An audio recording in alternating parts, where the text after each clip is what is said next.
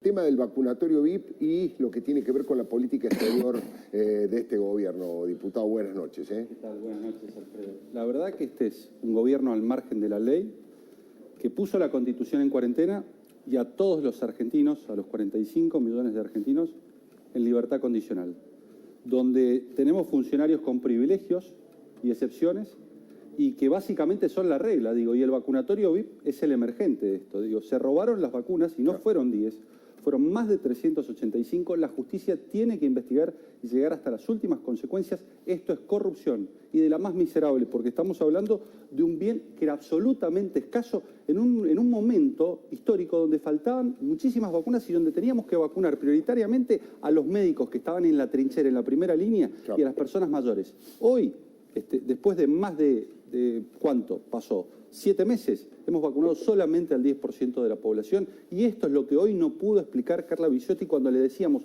qué va a pasar en diciembre, teniendo en cuenta que el jefe de gabinete había anunciado que el 100% de la población iba a estar vacunada. No supo dar respuestas porque está claro que no van a llegar a vacunar al 100% de la población, y menos con las faltantes de la segunda dosis del Sputnik. Y lo que tiene que ver con con China, claro está que es un retroceso formidable. Pensemos que en 1983 todo el mundo miraba a la República Argentina y a Raúl Alfonsín y cómo irradiaba la democracia argentina en el resto de los países de la región que estaban gobernados por dictaduras, pero a partir del ejemplo de la República Argentina reconquistaron en procesos democráticos virtuosos para la región. Hoy ni una cosa ni la otra, ni los acuerdos comerciales con la Unión Europea que supo celebrar Macri, pensando que la República Argentina solamente tiene acuerdos comerciales con el 7% del Producto Bruto Mundial y necesariamente tenemos que comerciar, y China es un socio comercial importante, pero tampoco con alianzas con autoritarismos y festejando a comunismo o autoritarismos como puede ser el gobierno chino. ¿Hasta dónde llega el límite de la negociación de Juntos por el Cambio? Es que no se puede negociar, Alfredo, con el kirchnerismo, porque si vos negociás con el kirchnerismo y lo primero que te dicen es vamos por la justicia, necesitamos impunidad para todos los funcionarios, empezando por la actual vicepresidenta de la Nación. Queremos una ley de Ministerio Público para tomar por asalto al procurador, sustituirlo, poner un procurador abogado amigo y que a partir de allí sepulte todas las causas en las cuales se investiga corrupción. Queremos una reforma judicial para ampliar los sótanos de Comodoro Pi, para ampliar la cantidad de juzgados cuando necesariamente tenemos que avanzar en un proceso acusatorio para mejorar las investigaciones criminales contra el crimen organizado, contra el narcotráfico, pero no para garantizar la impunidad de la política. Que quieren ampliar la Corte Suprema de Justicia de la Nación, quieren modificar el Consejo de la Magistratura. Van por las bases mismas en las cuales se asienta la República, Alfredo. Y ahí no podemos dialogar desde ningún punto de vista. Me parece que está clarísimo que estamos en veredas opuestas, que representamos distintas cosas, que ellos concentran poder y que buscan ir a una autocracia, que buscan una democracia de baja intensidad, donde el rol del ciudadano se limite a participar en las elecciones, pero sea un rehén del Estado, y esto lo demuestran claramente con la utilización de planes sociales y la utilización de las organizaciones sociales, y nosotros representamos otra cosa. Queremos división de poderes, queremos una justicia independiente, creemos en el rol del Congreso a la hora de controlar los excesos del Poder Ejecutivo, y me parece que también creemos en la inserción inteligente de Argentina en el mundo. Todo igual ante la ley, menos Cristina, ¿no es cierto? Y la otra, bueno, lo que ahora corresponde es escuchar la reflexión del diputado Luis Petri. Bueno, Alfredo, todos saben que el kirchnerismo siempre fue condescendiente con el terrorismo. Lo fue cuando firmó el memorándum con Irán, y allí Alberto Fernández no solamente escribió esa columna que se tituló Hasta que el silencio aturda, sino que además llegó a decir que la prueba del encubrimiento del atentado a la AMIA era la ley del memorándum con Irán que había firmado y había sancionado el Congreso de la Nación. Y hoy Alberto Fernández, al no condenar, por ejemplo, los atentados terroristas contra el Estado de Israel por parte de Hamás, repite esa misma línea de la condescendencia con el terrorismo internacional. Mucho se había avanzado cuando creamos el registro de organizaciones terroristas y logramos por primera vez en un hecho histórico que Hezbollah estuviese en los listados de organizaciones terroristas durante la gestión de Cambiemos. Todo ese camino se ha desandado y Argentina termina alistada y alineada a los países más antidemocráticos y dictatoriales. Pero no solamente eso, a esto se juntan las necesidades de impunidad fundamentalmente de la expresidenta, en donde están haciendo absolutamente todo lo que tienen a su mano para garantizarse la impunidad, y por eso es tan importante la elección que viene, porque si ellos logran tener mayoría propia en el Congreso de la Nación, van a modificar la ley del Consejo de la Magistratura, van a modificar la ley del Ministerio Público, van a modificar la ley electoral. No me caben dudas que el camino es a Venezuela y no me caben dudas que es clave la elección que hagamos en noviembre próximo, ¿no? ¿Usted qué opina de esto? Digo, de la presencia de Manes, ¿lo considera una bocanada de aire fresco la incorporación de Manes?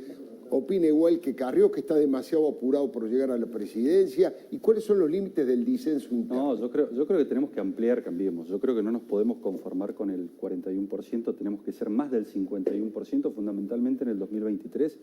Tenemos que estar espalda con espalda todos los que defendemos los valores de la República y no tampoco podemos conformarnos en ser una oposición testimonial.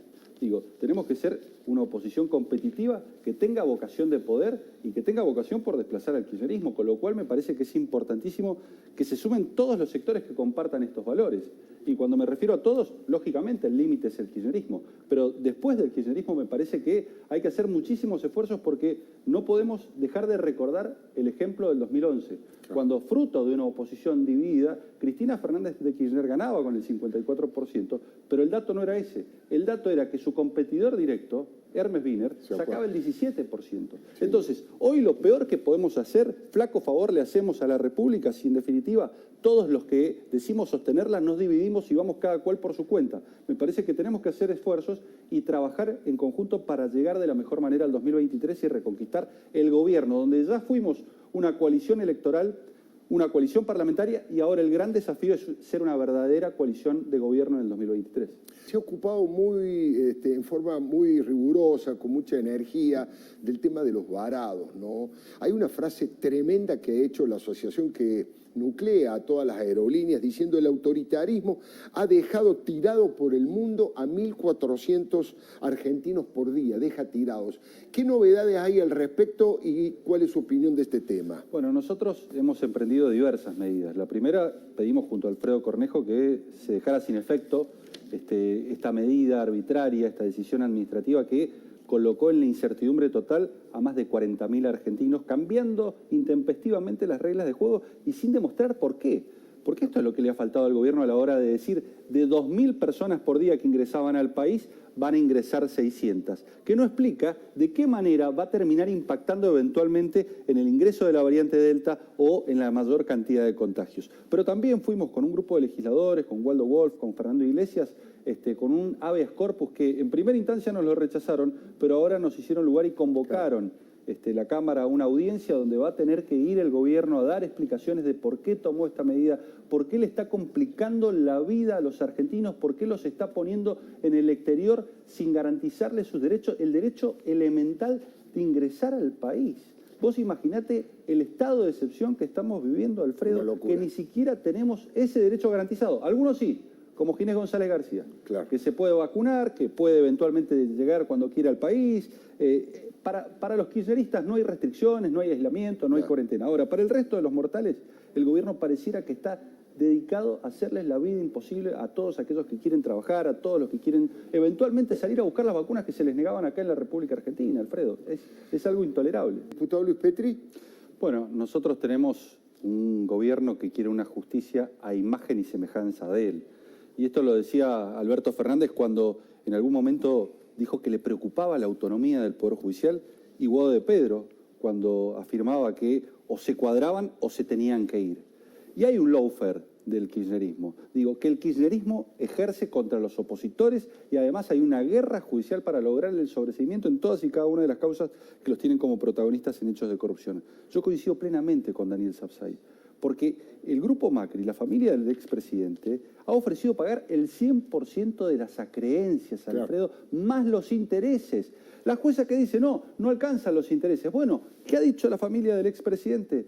Calcúlelos usted díganos cuánto tenemos que pagar y pagamos absolutamente todo. No obstante ello, Zanini apela a la medida y pide la quiebra. Digo, claramente hay una persecución contra el expresidente y su familia y esto no cabe en lugar a dudas y esperemos que se corrija en las instancias de alzada, ¿no? Más brevedad y síntesis todavía. Brevemente, es un gobierno que concentra poder, que no tiene plan, que improvisa todo el tiempo, es la política del vamos viendo, que avanza sobre el federalismo, pero además avanza contra las instituciones porque necesita someter a la justicia.